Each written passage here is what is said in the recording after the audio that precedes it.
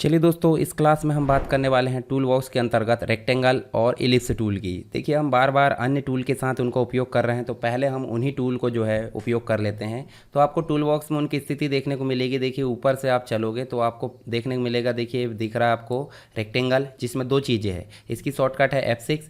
एक simple rectangle होता है और एक 3 पॉइंट रेक्टेंगल होता है। इसी प्रकार एलिप्स में भी आपको एक सिंपल एलिप्स देखने को मिलता है F7 के साथ में, और एक 3 पॉइंट एलिप्स देखने को मिलता है। तो इन दोनों का उपयोग हम अभी विस्तार से बात करने वाले हैं। तो चलिए, यहाँ पे हम जो है पिक टूल के माध्यम से उनको ऐसे सेलेक्ट कर लेंगे, और सेलेक्ट करके ऐसे आप ड्रॉ करोगे तो ये सिंपल ऐसे नहीं बनता है। ये तो बन रहा है कैसे, हमने यहाँ पर रेडियस निर्धारित कर दी हैं, तो ये बनता है इस प्रकार से। ठीक है, अब ये बना है तो इसके लिए क्या क्या काम यहाँ पे हो सकते हैं। तो सिंपल आप देखिए, डॉक्यूमेंट पैलेट में देखोगे तो कलर पहले से दिए वाले रहते हैं, और राइट साइड में देखोगे तो कलर पैलेट होती है। इसमें आप सिंपल कलर कर दो। कलर करोगे तो आपको देखने को मिलेगा यहाँ पे सिंपल जो है कलर हो जा रहा है। एक और चीज़ होती है इसकी बॉर्डर। तो बॉर्डर की जो बिड्थ होती है वो 2-3 तरीके से मैनेज की जाती है। यहाँ देखिए, यहाँ पे आपको जो है बॉर्डर की जो बिड्थ है वो दिख रही है ऊपर प्रॉपर्टी बार में, तो 0.5 दिख रहे हैं। आप इसकी बॉर्डर की बिड्थ को बढ़ा सकते हैं। देखिए, बढ़ा दिए।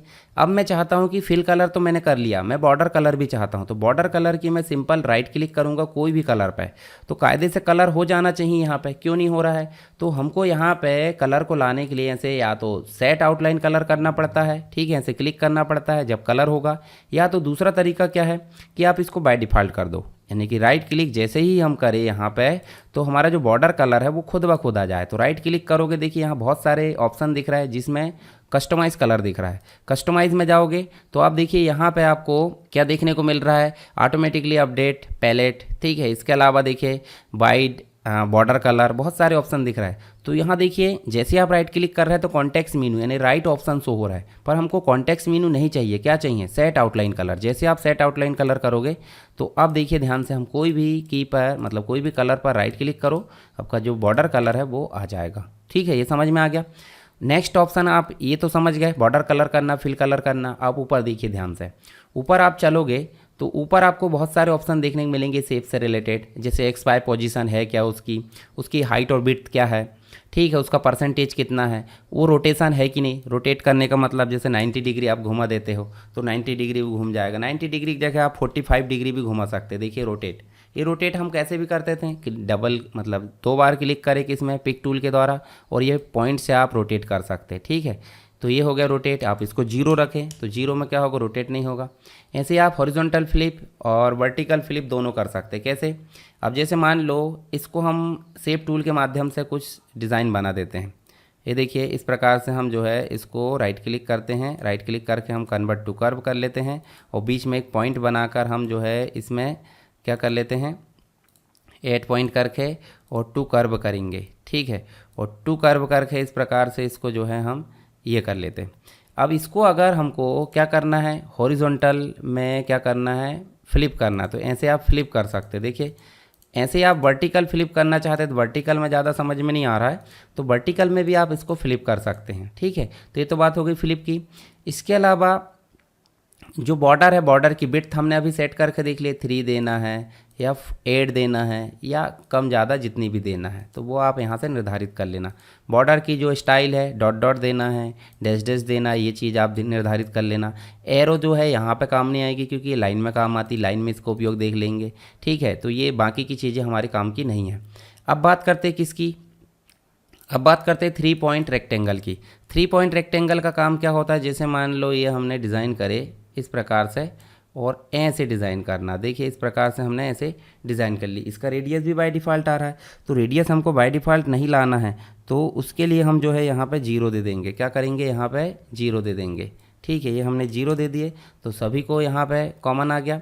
ठीक है, अब देखिए रेडियस हमने दे दिए हैं 0, मतलब ये हम चाहते हैं डिलीट, मतलब इसको जो है क्या करना चाहते हैं, डुप्लीकेट करना।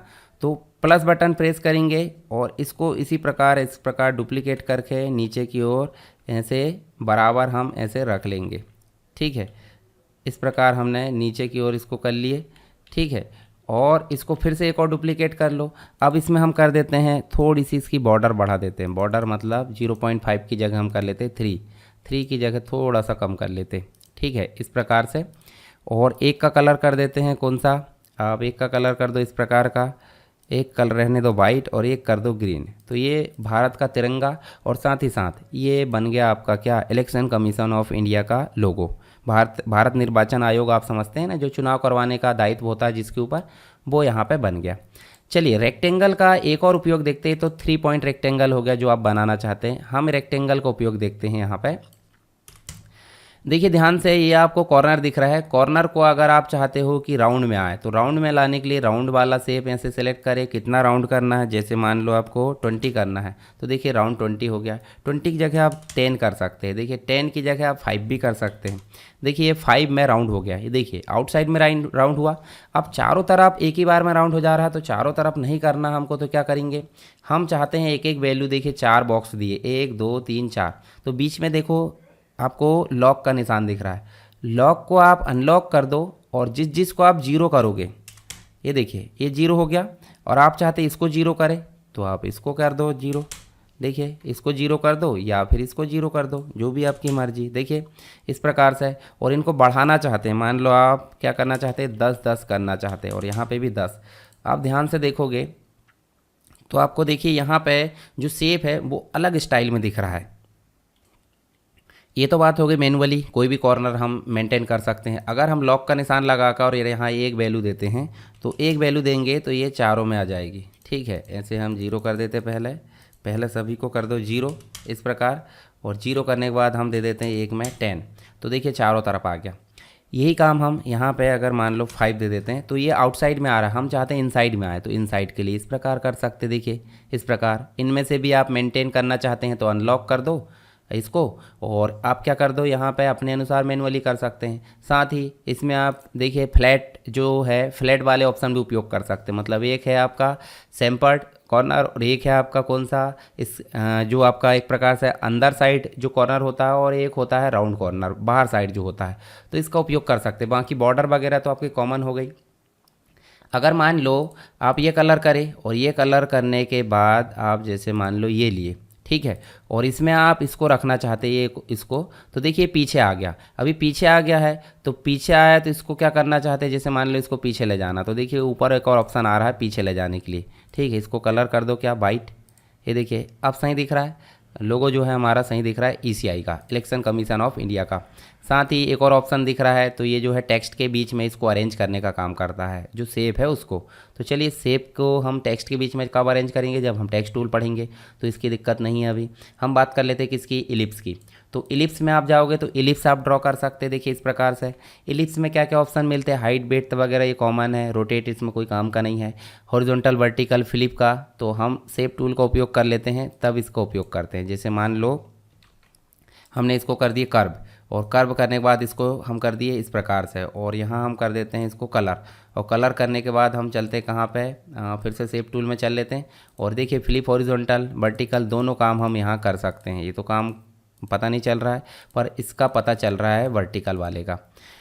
ये तो बात हो गई किसकी, शेप टूल के साथ में हम फिर से एक इलिप्स ड्रॉ करते हैं। इस इलिप्स को हम चाहते हैं कि पाई, मतलब जो है हमारी पाई आकार बनाए। तो पाई कितने आकार में बनी है, 45 डिग्री जो है हमारी क्या हो गई है, 90 डिग्री यहाँ पर एंड हो गई है, 270 बची है। तो हम चाहते हैं इसको अपोजिट करें, तो देखिए अपोजिट भी कर सकते हैं 90 डिग्री। और अगर हम इसको आर्क बनाना चाहते हैं तो आर्क भी बना सकते हैं, ठीक इस प्रकार से।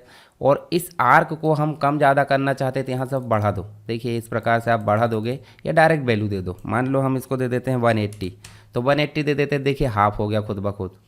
या फिर इधर आप चाहते हो इधर 0 डिग्री, मतलब यहाँ पे आप देना चाहते हैं, तो आप यहाँ पे भी घटा बढ़ा सकते हैं। देखिए इस प्रकार से आप जो है इसको आप घटाओगे बढ़ाओगे, तो ये देखिए इस प्रकार से आपको दिखेगा शेप। पॉइंट मतलब जो आपकी बॉर्डर है उसका आपको दिख रहा है आउटलाइन का साइज़। उसके बाद आप इसका जो प्रकार है वो भी बदल सकते हैं, कैसा रखना है।